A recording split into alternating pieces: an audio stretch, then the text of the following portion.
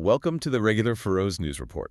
It's good to be here. We've got a really packed set of sources to get through today from across the North Atlantic. We certainly do.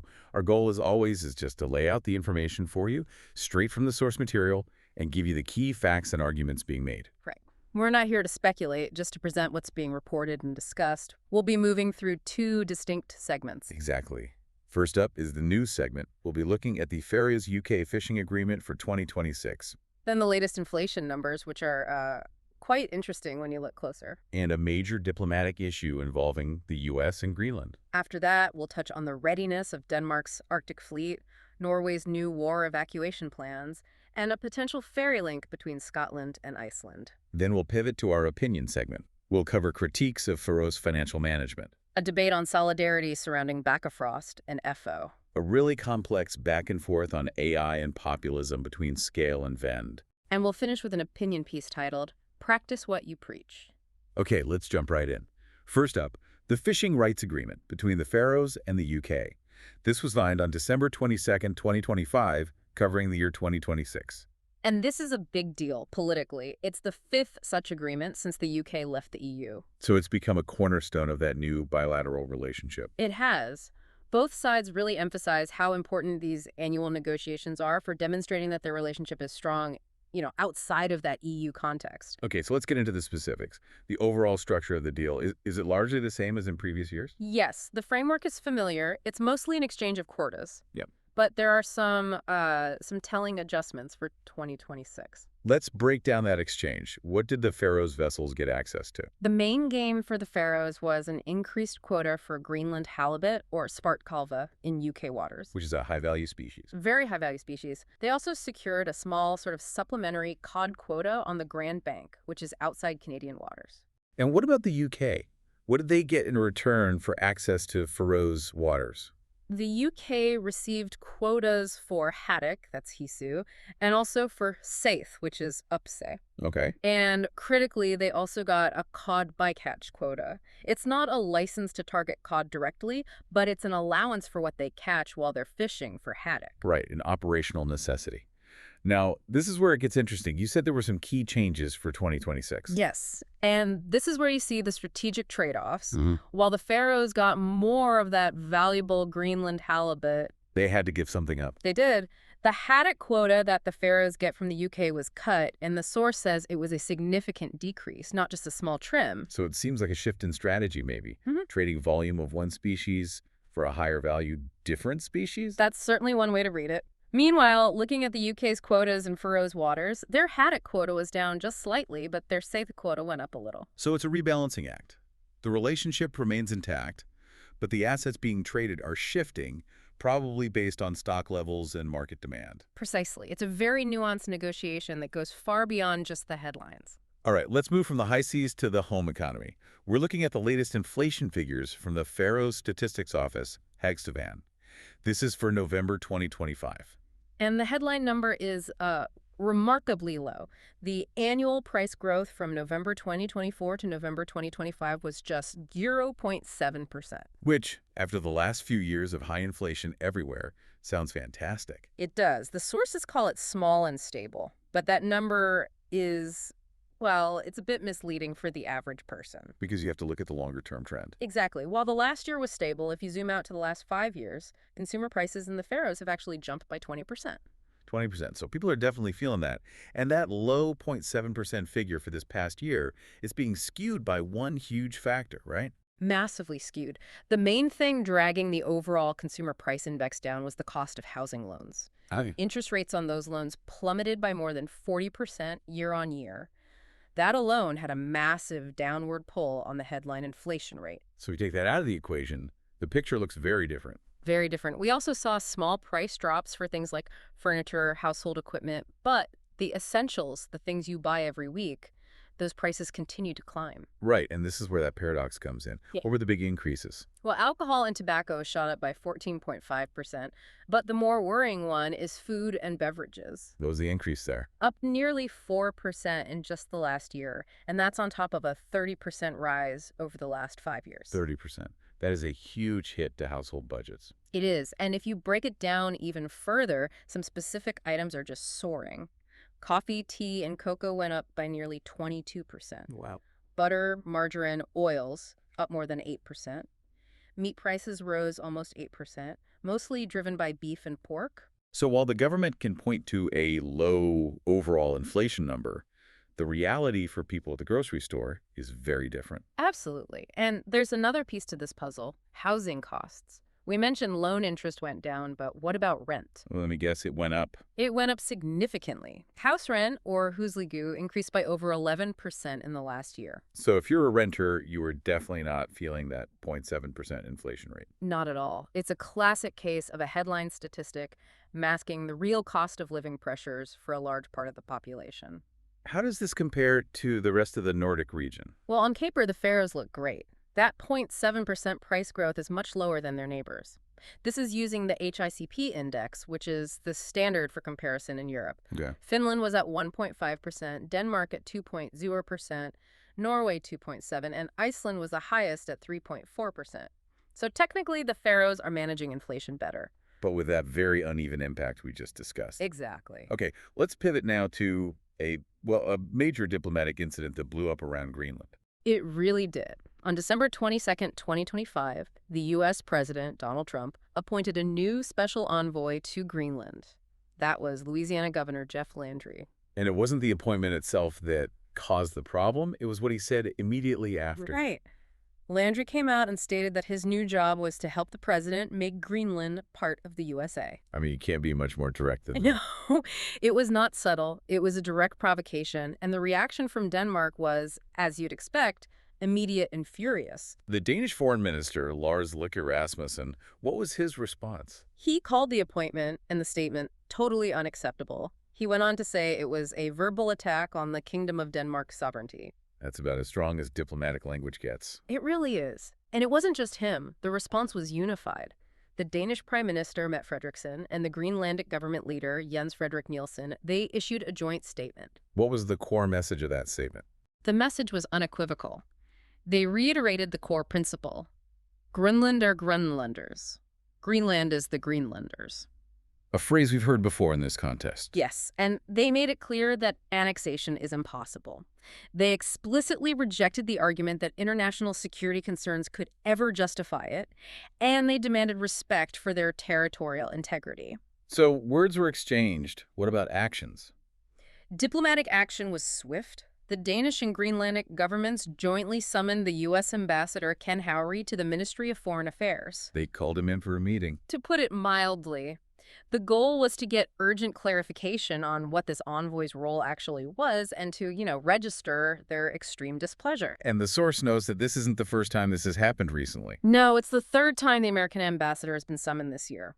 It shows this is an ongoing point of serious tension stemming from Trump's interest in buying Greenland, which has been bubbling for about a year now. It's a clear signal that Denmark and Greenland are completely united on this and will not back down. Absolutely. They are presenting a completely solid front against any discussion of annexation. Okay, let's stick with the theme of security in the region, but shift focus to military readiness. Specifically, the issues facing Denmark's Arctic fleet. This is a growing concern. The fundamental problem is a delay in procurement. About a year ago, politicians agreed they needed to replace the Navy's old inspection ships, the Thetis-class vessels that patrol the North Atlantic. But a year later, no decision has been made on who will build the new ships. And this delay is having very real consequences. like what?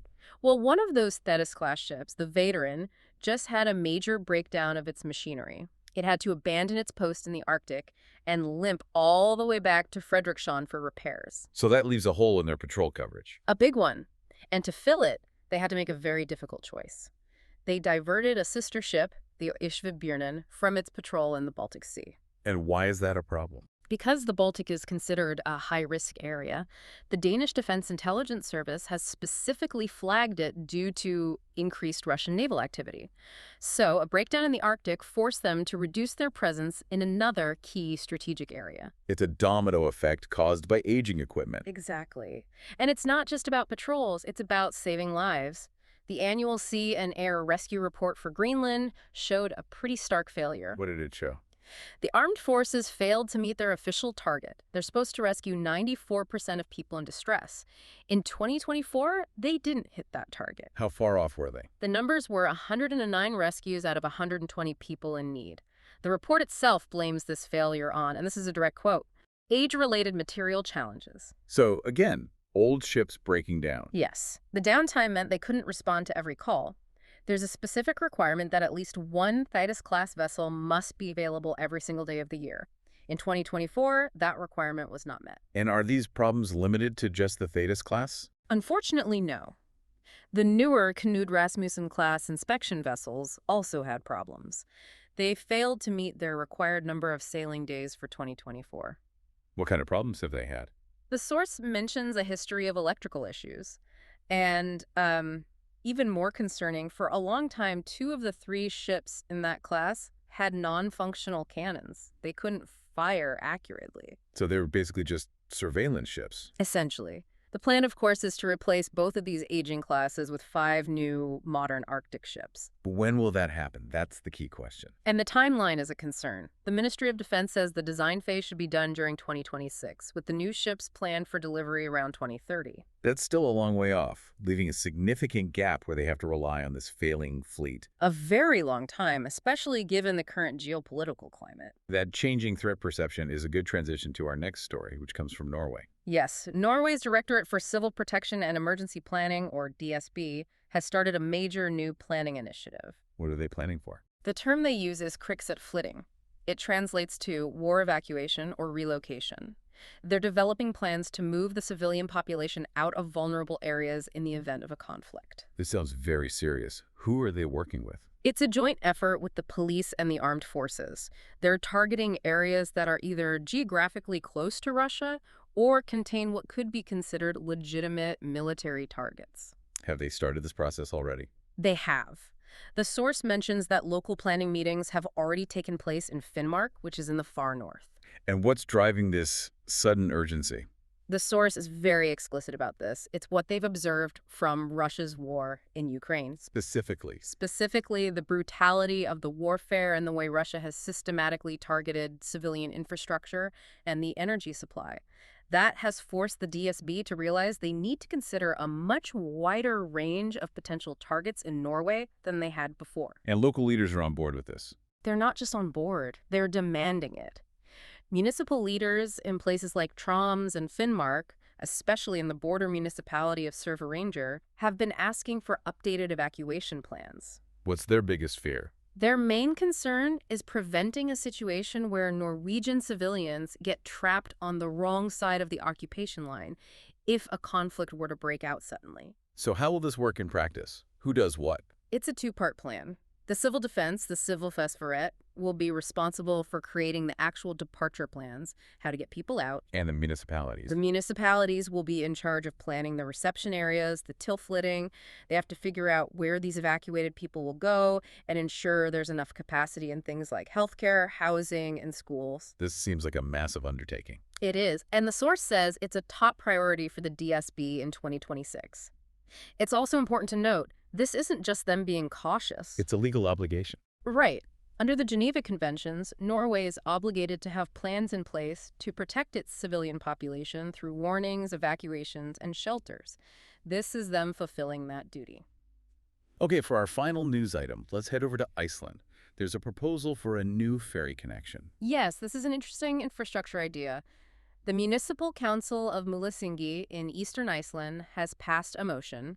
They're going to investigate setting up a regular ferry service between Seyðisfjörður and Scotland. So it's not a done deal yet, but they're officially looking into it. Exactly. The person who proposed it, Helgi Hjullinur Asgrimsson, sees it as a major opportunity. He's pointing out that Seyðisfjörður already has a great ferry port that's been serving the Norröna ferry for 50 years. So the basic infrastructure is already in place. It is. The idea is to better utilize it.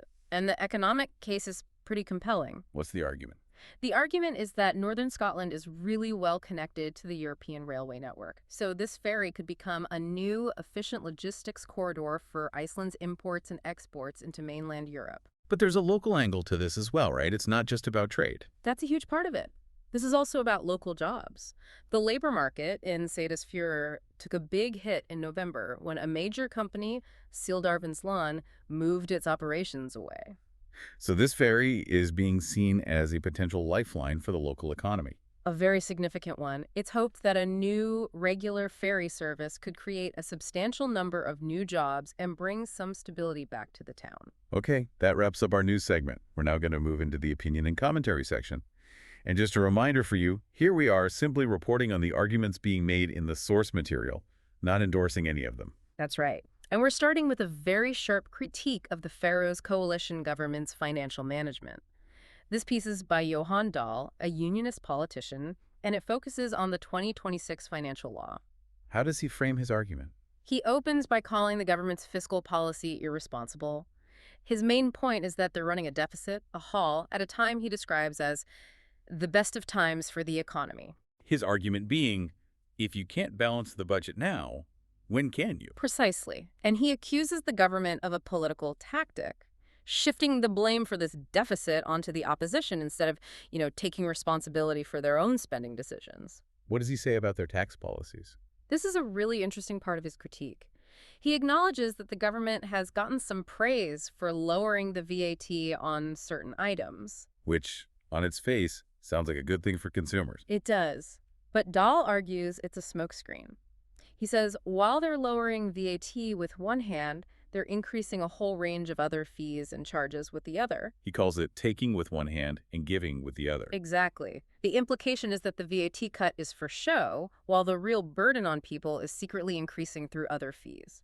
He also makes a very pointed argument about nationalism versus welfare. A very charged argument. He alleges that the government is cutting the Danish block grant, the Ríkisvettingina, for purely nationalist reasons, to project an image of self-sufficiency. But he argues this comes at a steep price. A very steep price, paid by, in his words, the people, or Folkini. He gives specific examples, claiming these cuts have led to reduced funding for hospitals and a refusal to provide help for people with disabilities. So he's framing it as a direct trade-off. Yeah. Nationalist pride is being prioritized over essential social services. Yes. And when he looks at the government's long-term plan for sustainability, he finds it completely lacking. What's their solution, according to him? He says their only concrete proposal is to raise the pension age. He slams them for not suggesting any measures to actually grow the economy or make the government more efficient, like, for instance, merging smaller administrative units. So given all this, what is his final call to action? As a unionist politician, his conclusion is blunt. He calls for an immediate election to, in his view, stop the coalition from doing any more damage to the country's finances and social fabric. Okay, let's move to our next piece. This one is about a conflict between corporate interests and a communal principle. It was written by Sigrid J. Dolsgaard, and it's about the Eysterland wind farm.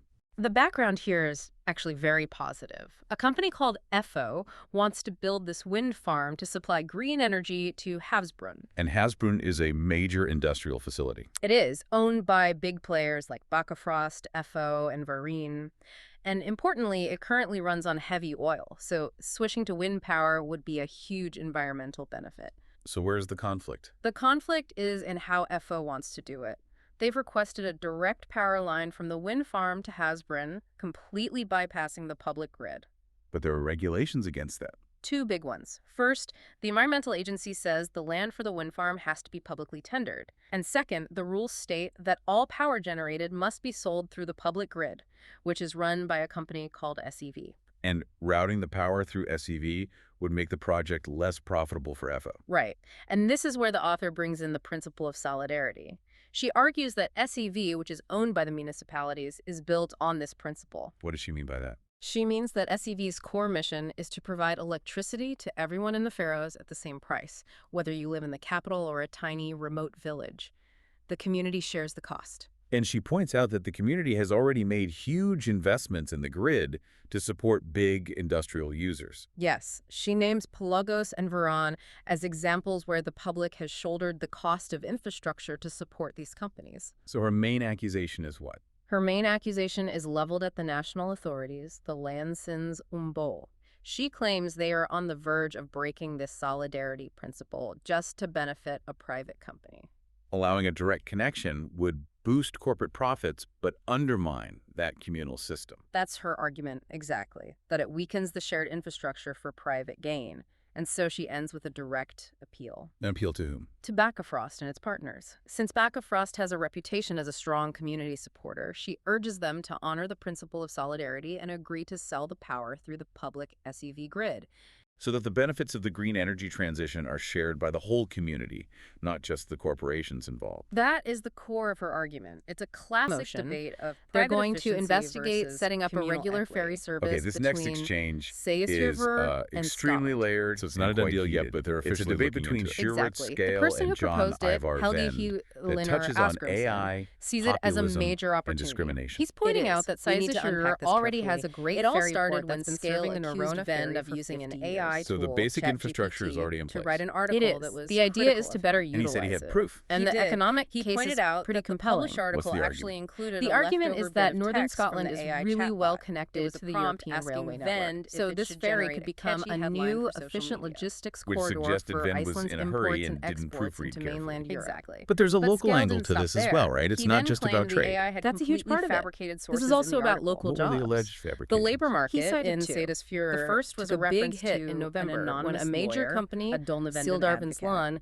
The moved its second and the more operations explosive away. one was a So quote this ferry attributed is to a being man seen named as a Khazra potential Taheri, lifeline for who the local supposedly economy. called A very political significant Islam a one. new It's hoped form that a of new Nazism. regular And ferry Scale service used could the create second a point substantial to number really of drive new his argument jobs home. and bring He some did. stability He back said to he the Googled town. Khazra Okay, Taheri, that and wraps the up our only news person he segment. could We're now find going to was a move into the opinion and 19-year-old commentary Iranian section. football player. And just a With reminder no for history you, of making here we are political simply statements. reporting on None the at all. arguments being So made in the Scale's source conclusion was material, that the AI, not endorsing not any of knowing them. the answer, That's right. had just And we're starting made with a something very up. sharp He critique used it of as the a Faroese warning coalition about the dangers government's of relying financial on these management. tools.